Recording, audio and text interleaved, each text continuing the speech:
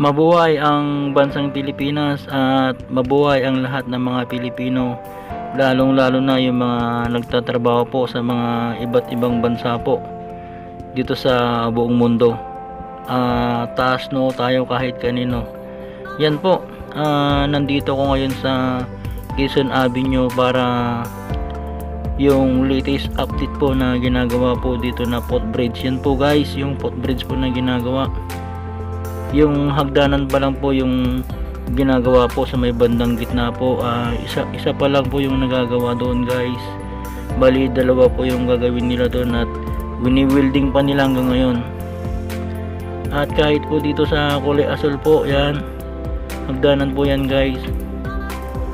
Tuloy-tuloy pa rin yung pag-welding po nila dito para sa gagawing footbridge po, para yung mga kababayan po natin ligtas po na tumawid po dito sa footbridge. Yan po kasi ang dami pong mga tumatawid po dito guys, lalong lalo na kapag alas 4 po ng madaling araw.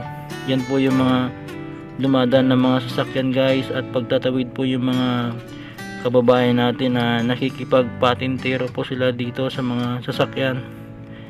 Ganyan po, at lalong lalo na mabibilis po ito kapag madaling araw dahil wala pong traffic talaga kapag mga alas 4 po ng umaga.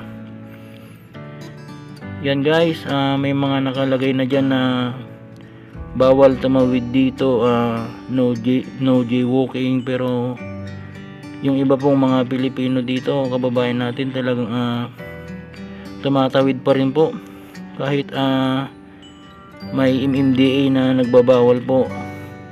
Talagang tatawid talaga sila kasi mataas po yung MRT para akyatin po. Yan, mataas po yung hagdanan ng MRT guys, kaya yung iba dito na lang po tumatawid, nakikipagpatintero po sa mga mabibilis na mga sasakyan. Kaya ang ginawa po ng MMDA, nagpalagay na lang po sila dito ng footbridge, pero hanggang ngayon hindi pa po tapos, kaya abangan natin to guys hanggang matapos.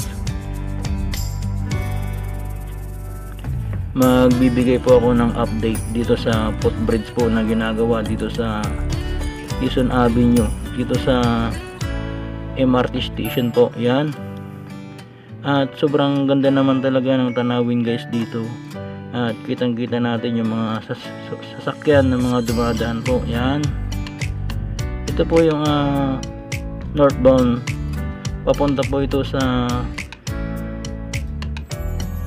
SM North, Bagong Baryo, Caloocan. Yan po yung mga biyahe po ng mga bus carousel. Yan, at sobrang ganda po. Pag masdan, panoorin po yung mga dumadaan po dito ng mga MRT po. Yan, gandang panoorin guys, ang ganda ng view dito sa taas. Yan po, napakagandang Pilipinas guys. Yan po, kaya sana kapag mabuksan na itong footbridge, sana wala na pong tatawid po dito kasi talagang delikado po. Yan, kaya salamat sa may project nito dahil malalagyan na po ng safe na tawiran po ng mga kababayan nating mga Pilipino. Yan, kung makikita nyo po yung hagdanan po ng MRT, talagang mataas naman talaga, kaya iniiwasan po yan ng mga iba nating kababayan, at talagang dito talaga tumatawid kahit may nakalagay na dyan na bawal tumawid dito, no jaywalking. Yan po yung mga kababayan natin na paisa-isa po yung mga sumasakay ng bus carousel. Yan po sila guys,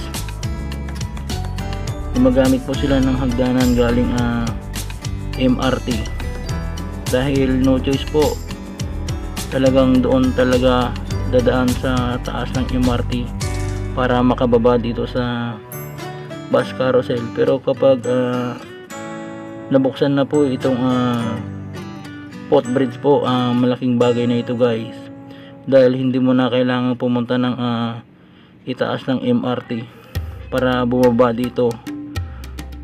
Yan, or pagbaba mo po dito sa bus carousel, hindi mo na kailangan umakyat sa MRT kasi mataas nga naman.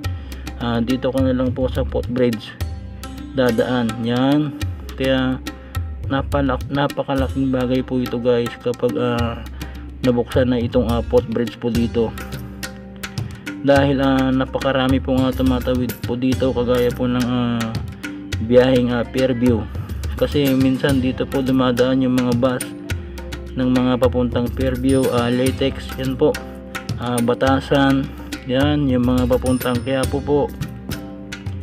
Dito po sila bababa sa Quezon Avenue, dito sa bus carousel at saka dito sa MRT.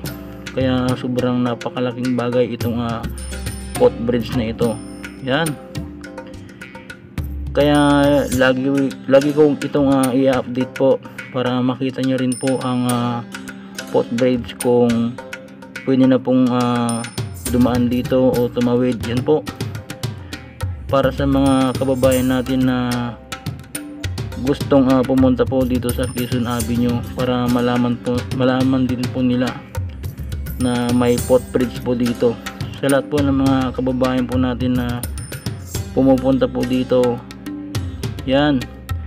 At ngayon mayroon na mga footbridge po dito, kaya lang hindi pa natin alam kung kailan nila bubuksan, dahil wini-welding pa po nila yung mga bakal po ng mga hagdanan. Yan, grabe, ang gandang pagmasdan po yung view dito sa taas, yung mga dumadang train, bus, mga sasakyan po, mga riders. Yan, ang dami po guys. Yan po yung mga building po na pwede nating matanaw dito. Yan, grabe. Yun na naman po yung MRT guys, ang gandang panoorin po sila. Yan, bibilangin po natin kung ilang bagon po ito. 1, 2, 3, 4, 5, 6, 7, 8, 9 na bagon po guys yung nabilang ko. Yan po. Mabuhay Pilipinas. Maraming salamat po.